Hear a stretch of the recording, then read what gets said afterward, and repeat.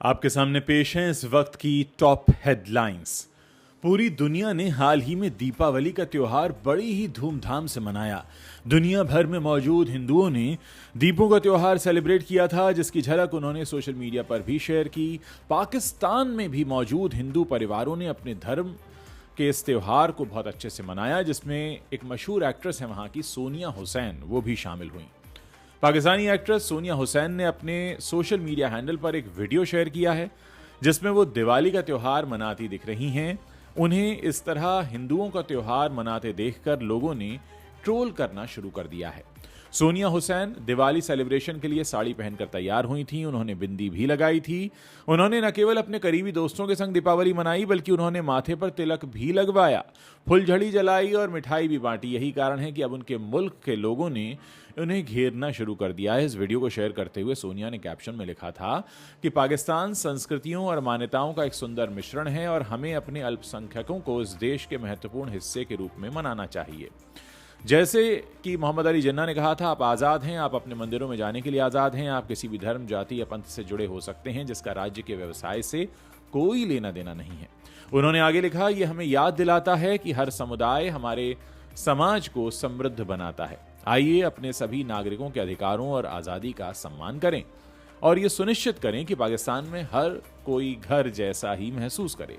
ये उनका भी देश है। हम सभी संस्कृतियों को खुले दिल से अपनाते हैं और साथ मिलकर हम सम्मान, एकता और प्रेम से भरा भविष्य बना सकते हैं।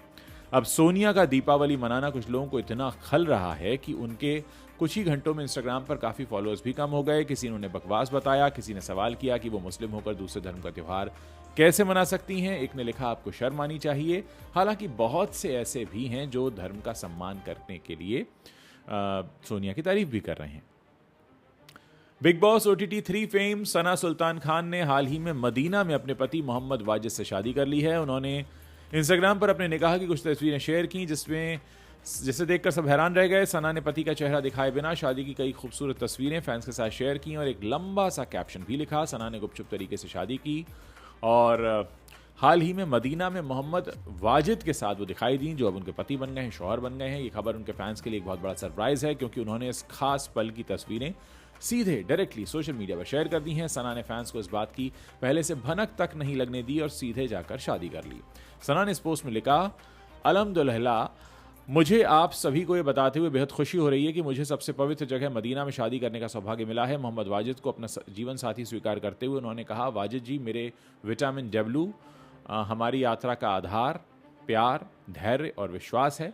सना ने बड़ी सादगी से शादी की है और उन्होंने ये भी कहा कि मैं अपने रिश्ते को बुरी नज़र से बचाने की कोशिश कर रही हूँ, इसलिए मैंने कोई ख़ास दिखावा नहीं किया इस खास दिन के लिए, और जो परिवार और कुछ करीबी दोस्त थे उनकी मौजूदगी में अपनी नई ज़िंदगी की शुरुआत मैंने की है। सना के पति मोहम्मद वाजिद का इंस्टाग्राम अकाउंट भले ही प्राइवेट है, लेकिन उनके बायो से पता चलता है कि वो ZTV के कॉरपोरेट सेक्टर से जुड़े हुए हैं। वो पर्दे के पीछे काम करते हैं और बॉलीवुड टीवी इंडस्ट्री में भी उनके थोड़े से संबंध हैं। आसिम रियाज और अभिषेक कुमार का एक बार फिर से सुर्खियों में नाम आ रहा है। दोनों के बीच खतरों के खिलाड़ी 14 के सेट पर झगड़ा हुआ था। इसके बाद सोशल मीडिया पर भी गहमा-गहमी दिखाई दी थी। अब एक कमेंट है जो विवाद का विषय बन गया है। कुछ लोग दावा कर रहे हैं कि अभिषेक के वीडियो पर यह कमेंट आसिम रियाज ने किया है। वीडियो में अभिषेक लड़की के गेटअप में है। आसिम के नाम से लिखा है, मेरे पास 10 का खुल्ला नहीं है। हालांकि अब आसिम ने अपने इंस्टाग्राम अकाउंट पर लिखा है कि उनका कमेंट है ही नहीं। बिग बॉस 17 के खिलाड़ी अभिषेक कुमार हाल ही में लड़कियों के गेटअप में तैयार हुए थे। उन्होंने लाल रंग का घाघरा चोली पहना था, लिपस्टिक और बिंदी लगाई थी। अब कई सोशल मीडिया अकाउंट्स पर पोस्ट किया गया है कि अभिषेक के क्लिप पर आसिम का कमेंट है। कमेंट में लिखा है, आ गया अपनी औकात पे, लेकिन मेरे पास 10 का खुल्ला नहीं है। ये पोस्ट वायरल होने के बाद कई लोग आसिम को घमंडी बता रहे हैं और अभिषेक के सपोर्ट में हैं। हालांकि आसिम ने अपनी इंस्टा स्टोरी पर लिखा है, फेक अकाउंट अलर्ट, ये मेरा कमेंट नहीं है। ऐसा माना जा रहा है कि आसिम के किसी पुराने कमेंट को एडिट करके किसी ने अभिषेक के लिए एक घटिया सा मैसेज लिख दिया। अब दोनों के फैन क्लब्स के बीच सोशल मीडिया पर जंग छिड़ गई है। आज यानी 5 नवंबर को बॉलीवुड एक्ट्रेस अनुष्का शर्मा के पति और क्रिकेटर विराट कोहली का जन्मदिन है। इस खास दिन के मौके पर हम बताते हैं आपको विराट कोहली से जुड़ी कुछ खास बातें। विराट कोहली की संपत्ति कितनी है, ये बहुत सारे लोग जानना चाहते हैं। उनकी कमाई के जरिए क्या क्या हैं, तो चलिए आपको इसके बारे में बताते हैं और साथ ही ये भी बताते हैं कि विराट कोहली की नेटवर्थ कितनी है। विराट कोहली दुनिया भर के सबसे अमीर क्रिकेटर्स में से एक माने जाते हैं और विराट की नेटवर्थ जो है वो करीब 1050 करोड़ रुपए के आसपास की है। इतना ही नहीं, इस साल यानी 2024 में विराट कोहली के नाम सबसे अमीर भारतीय क्रिकेटर का टैग भी लग गया, लेकिन हाल ही में पूर्व भारतीय टीम के क्रिकेटर अजय जडेजा ने उनसे यह टैग छीन लिया है। वो इस टैग को अब अपने नाम कर चुके हैं। अजय जडेजा सबसे अमीर खेल पर्सनैलिटी हिंदुस्तान की बन चुके हैं। गौरतलब है कि हाल ही में यानी 12 अक्टूबर 2024 को दशहरे के खास मौके पर महाराजा शत्रुसाले सिंह जी दौलत सिंह ने जडेजा को जामनगर रॉयल थ्रोन के उत्तराधिकारी के रूप में चुना और उन्हें अपना वारिस बनाया है। ऐसे में अजय जडेजा की कुल संपत्ति अब 1450 करोड़ रुपए से ज्यादा की हो गई है और इसी के साथ वो इंडिया के सबसे अमीर खेल पर्सनैलिटी बन गए हैं। देखिए, विराट कोहली क्रिकेट से बहुत पैसा कमाते हैं और उनकी बात करें अगर क्रिकेट खेलने की तो तीनों फॉर्मेट्स में खेलते हैं। टेस्ट मैचेस खेलते हैं, T20 खेलते हैं, वनडेज खेलते हैं। वनडे के लिए, टेस्ट के लिए उन्हें 15 लाख रुपए मिलता है, वनडे के लिए 6 लाख और T20 के लिए 3 लाख रुपए मिलते हैं। इसके अलावा BCCI के सालाना कॉन्ट्रैक्ट से विराट को 7 करोड़ रुपए मिलते हैं। साथ ही IPL के लिए 15 करोड़ से ज़्यादा की रकम मिलती है। विराट के पास लग्जरी कार कलेक्शन है। इतना ही नहीं, उनके पास ब्रांड एंडोर्समेंट से भी बहुत पैसा आता है। मुंबई में भी विराट का 34 करोड़ रुपए का एक आलीशान घर है। इसके अलावा गुरुग्राम में उनकी 100 करोड़ रुपए से ज़्यादा की प्रॉपर्टी है। उन्होंने कई कंपनीज में इन्वेस्टमेंट किया हुआ है। इसके अलावा कई बड़े ब्रांड्स के विज्ञापनों के जरिए भी विराट मोटी कमाई करते हैं और उनके पास शानदार कार कलेक्शन भी है। अपनी मधुर आवाज के लिए बिहार कोकिला यानी बिहार की कोयल के नाम से मशहूर सिंगर शारदा सिन्हा पिछले कई दिनों से अस्पताल में भर्ती हैं। खबर है कि अपने पति ब्रजकिशोर सिन्हा की मौत के कारण वो सदमे में हैं। पद्म भूषण से सम्मानित शारदा सिन्हा पिछले कई दिनों से दिल्ली के एम्स अस्पताल में भर्ती हैं। अब उनके बेटे अंशुमान ने अपने यूट्यूब चैनल पर लाइव होकर फैंस को अपनी मां की सेहत के बारे में जानकारी दी है। हम आपको बताते हैं कि किस हाल में हैं शारदा सिन्हा। उन्होंने बताया कि वो वेंटिलेटर पर हैं और सभी से उनके लिए प्रार्थना करने का वो अनुरोध कर रहे हैं। शारदा के बेटे अंशुमान ने अपने यूट्यूब चैनल से लाइव होने के बाद कहा, तो मैं इस समय लाइव आकर आपको सही जानकारी दे रहा हूं ताकि कोई गलत जानकारी ना दे सके। कम से कम ऐसे समय में तो खुद को सही करना ही चाहिए। वैसे भी हम यही प्रार्थना कर रहे हैं कि माँ किसी तरह बच जाएं, उनकी जान बच जाए। उन्हें बहुत दर्द भी है। तो मैं आप सभी से जो सुन रहे हैं इस लाइव सेशन को और छठ पूजा करने वालों से अनुरोध करता हूं कि उन्हें अपनी प्रार्थनाओं में शामिल करें। उन्होंने अपने देश और राज्य के लिए एक बहुत लंबा समय दिया है, इसलिए ज़रूरी है कि उन्हें कुछ और समय मिले। अभी के लिए बस शुक्रिया, जब भी कुछ होगा मैं मौजूद रहूंगा। उन्होंने आगे कहा, इस बार यही सच्ची खबर है। माँ वेंटिलेटर पर हैं, प्रार्थना करते रहिए। माँ बहुत बड़ी लड़ाई से गुजरी हैं। ये मुश्किल है, बहुत मुश्किल है। इस बार ये बहुत ही मुश्किल है। बस प्रार्थना करें कि वो इससे बाहर आ सकें। यही असली अपडेट है। मैं अभी उनसे मिला हूँ, छठी माँ आशीर्वाद दें। इसके साथ ही सिंगर के बेटे ने कहा कि अभी जब मैं डॉक्टर से मिला तो उन्होंने बताया कि मामला अचानक बिगड़ गया है। आप सभी लोग कोशिश कर रहे हैं। भोजपुरी में सैकड़ों पारंपरिक शादी और छठ गानों के लिए मशहूर सिंगर शारदा सिन्हा अपनी आवाज़ से लाखों दिलों पर राज करती हैं। उनकी मधुर आवाज़ के लिए उन्हें बिहार कोकिला यानी बिहार की कोयल के नाम से भी जाना जाता है। इसके साथ ही उन्हें पद्मश्री और पद्म भूषण से भी सम्मानित किया गया है।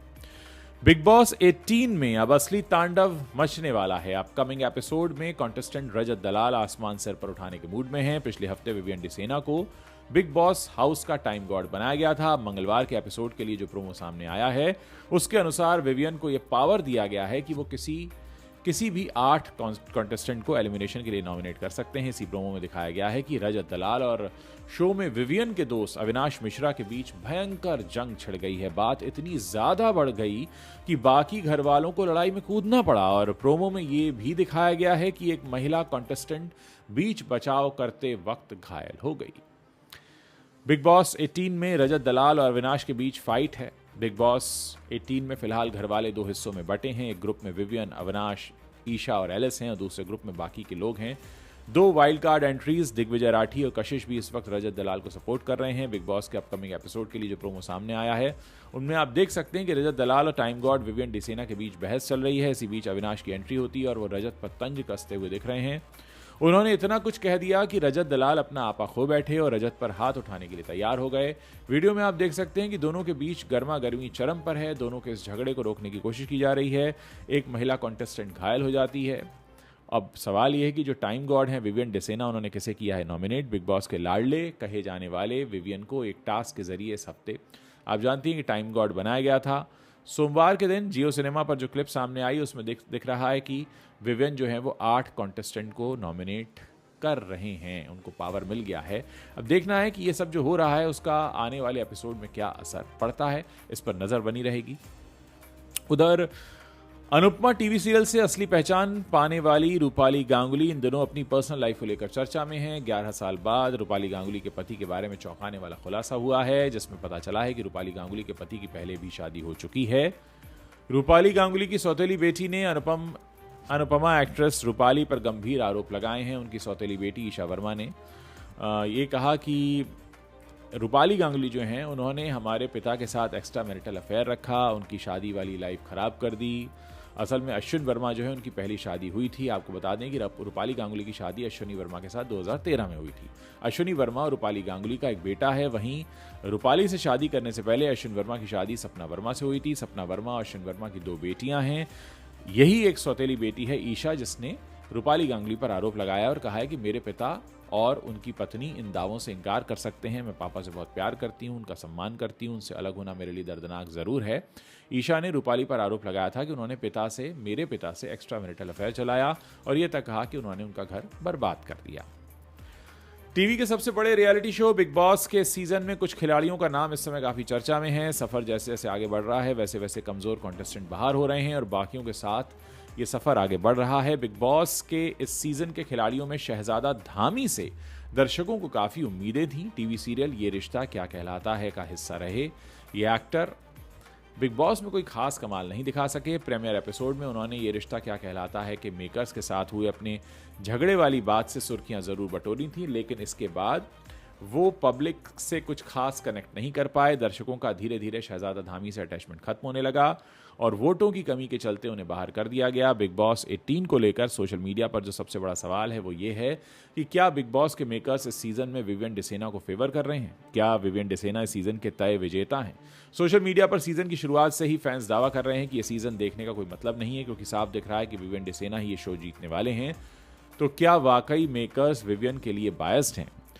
आपको बताते हैं कि बाहर आए शहजादा धामी ने इस पर क्या जवाब दिया। शहजादा धामी ने विवियन डिसेना को घर में मिले लाडला वाले टैग पर जवाब दिया है। पिछले दिनों एविक्शन के बाद बिग बॉस हाउस से बाहर आ चुके शहजादा धामी ने बताया, मैं दावे से नहीं कह सकता कि मेकर्स उसके लिए बायस्ड हैं या नहीं, लेकिन एक बात कह सकता हूं कि लाडला वाले टैग को विवियन डिसेना ने बहुत गंभीरता से लिया है। वो भ्रम की दुनिया में जी रहा है और उस टैग को लेकर गालियां देता है और सोचता है वो कुछ भी कर सकता है। उसे लगता है कि वो किसी से भी जैसे चाहे बात कर सकता है। मैं उसका भ्रम तोड़ने की राह पर चल रहा था।